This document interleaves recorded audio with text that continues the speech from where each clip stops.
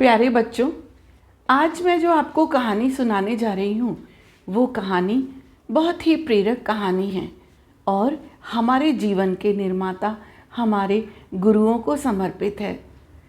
गुरु हमारे जीवन का सृजन करता है, यानी वो हमारे जीवन को बनाता है। हम जीवन में क्या बनेंगे, कैसे आगे बढ़ेंगे, कब हम परेशानियों में क्या निर्णय लेंगे, ये एक अच्छे गुरु की सीख यदि हमारे साथ होगी तो निश्चित रूप से हम जिंदगी में बहुत आगे जाएंगे। कहते हैं, सब धरती कागज करूं, लिखनी सब बन राय, सात समुद्र की मसी करूं, गुरु गुण लिखा न जाए।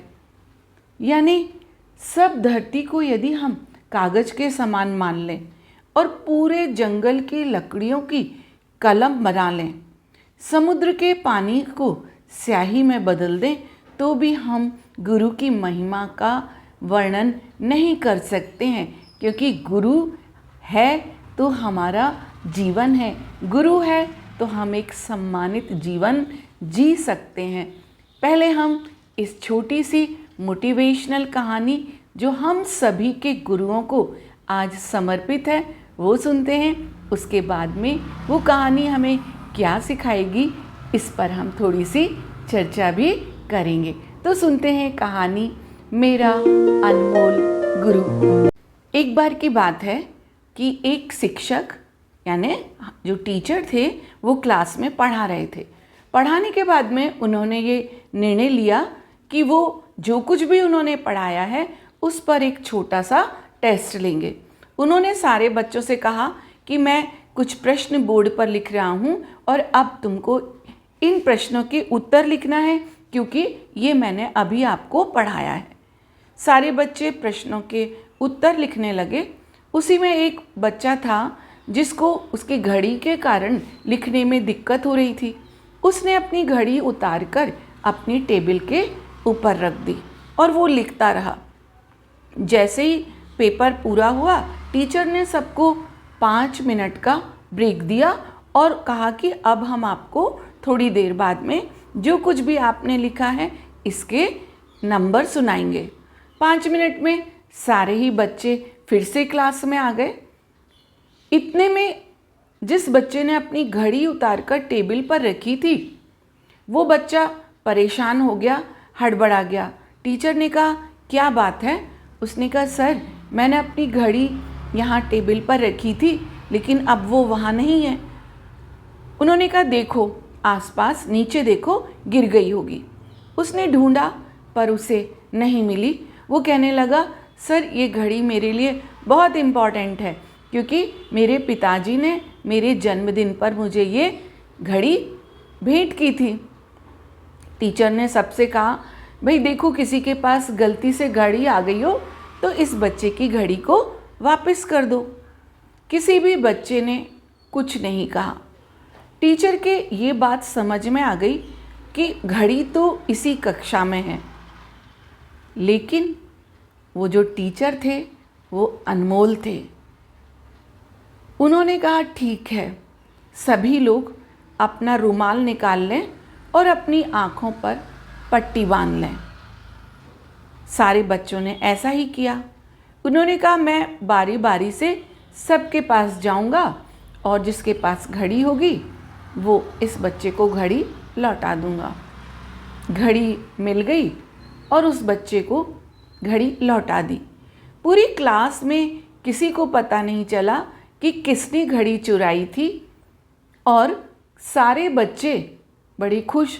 लेकिन जिस बच्चे ने वो घड़ी चुराई थी, जब टीचर ने तलाशी लेने की बात की तो उसके मन में बहुत ज़्यादा दुविधा आ गई, तनाव आ गया, क्योंकि वो बच्चा था और बच्चे अनजाने में, नासमझी में इस तरह की घटनाओं को अंजाम देते हैं। उसने सोचा कि आज यदि मैं पूरी कक्षा के सामने मुझे चोर बना दिया गया, क्योंकि घड़ी तो मेरे पास में, तो मैं कैसे जीऊँगा?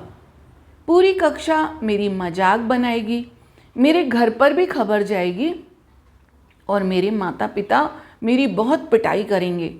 ये सब मैं नहीं झेल पाऊँगा। और वो कहने लगा कि इससे अच्छा है कि मैं अपनी ज़िंदगी ही आज ख़त्म कर लूँगा, मैं इस दुनिया में जीना नहीं चाहता हूँ। इन्हीं सब जब उसके विचार चल रहे थे और जब टीचर ने ये कहा कि सारे बच्चे आँखों पर पट्टी बांध लें, तो उसने मन ही मन भगवान को धन्यवाद दिया कि आपने ऐसा टीचर मेरी कक्षा में भेजा है। अब उस बच्चे को उसकी घड़ी भी मिल जाएगी और मेरा नाम भी किसी को पता नहीं चलेगा। बच्चे को घड़ी मिल गई। उस बच्चे का जिसने चोरी की थी किसी को भी नाम पता नहीं चला। कक्षाएं चलती रहीं, दिन बदलते रहे। कई सालों बाद में वो टीचर उस विद्यालय के प्राचार्य बन गए, प्रिंसिपल बन गए। एक दिन एक बहुत बड़ी गाड़ी से एक बिजनेसमैन यानी उद्योगपति आया। उसने उन्हीं टीचर के चरण छुए। टीचर, क्योंकि घटना काफ़ी पुरानी, कई साल निकल चुके थे और वो बच्चा भी नौजवान बन चुका था, उसके भी चेहरे में काफ़ी परिवर्तन आ चुका था, तो वो उसे पहचान नहीं पाए। उसने कहा, सर, मैं वही हूँ जिसकी जेब से घड़ी मिली थी, जिसने घड़ी चुराई थी। उन्होंने कहा, अच्छा, तुम वही हो जिसकी जेब से घड़ी निकली थी? तो वो कहने लगा, बिजनेसमैन, सर आपको नहीं पता, आपने हम सब की आँखों पर पट्टी बंधवा दी थी ताकि किसी को ये पता ना चले कि क्लास में घड़ी की चोरी कौन ने की है। टीचर ने कहा, बेटा, उस दिन क्योंकि तुम्हारी आँखों पर पट्टी बंधी थी, एक पट्टी मैंने भी अपनी आँखों पर बांधी थी। मैं नहीं चाहता था कि जिन बच्चों को मैं हमेशा जीवन में अच्छा करने की सीख देता हूँ, जिन बच्चों को हमेशा मैं सही करने की सीख देता हूँ, मेरी नज़रों के सामने मैं उस बच्चे में इस तरह की गलत आदत को होते देखूं। मुझे खुद भी नहीं पता कि किस बच्चे की जेब से वो घड़ी निकली थी। वो नौजवान नतमस्तक हो गया, कहने लगा, आप मेरे लिए अनमोल गुरु हैं। आप जैसा गुरु जीवन में मुझे मिला, मैंने उस दिन ये सीखा कि आपने मेरी कमजोरी को सबके सामने जाहिर ना करके मुझे जीवन दान दिया, मुझे जीवन में आगे बढ़ने का अवसर प्रदान किया। आज जो कुछ भी हूँ मैं आपकी बदौलत हूँ।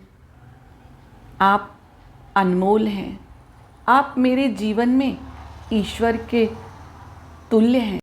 तो बच्चों, गुरु ना सिर्फ अपने शिष्यों की कमियों को ढकता है, बल्कि उनको एक उत्कृष्ट इंसान में बदलने की ताकत रखता है। एक गुरु कभी भी ये नहीं चाहता कि उसका बच्चा किसी गलत संगति में पड़े, उसका बच्चा किसी गलत राह पर आगे बढ़े।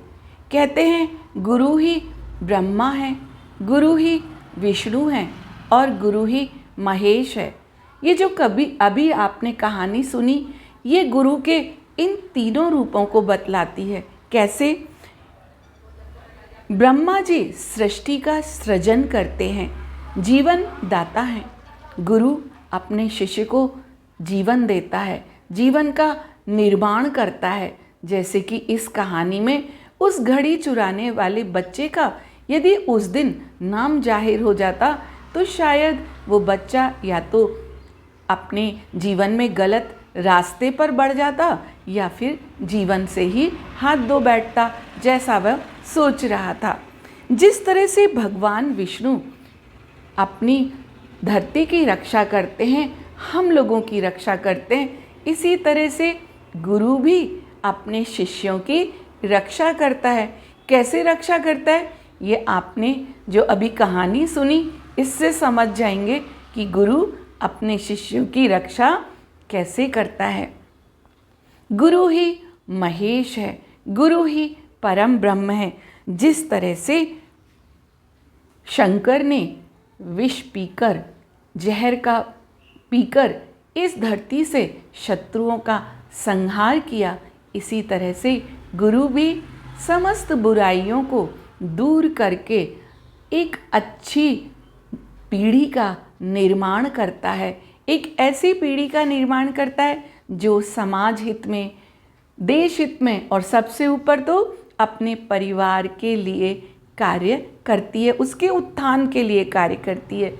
तो आज हम लोग ऐसे गुरुओं को बारंबार नमन करते हैं, ऐसे गुरुओं की बारंबार चरण वंदना करते हैं। ऐसे गुरुओं का हमारे जीवन पर उनकी छाया बनी रहे, हमारे जीवन में उनका आशीर्वाद बना रहे, हम प्रभु से यही कामना करते हैं। जय हिंद।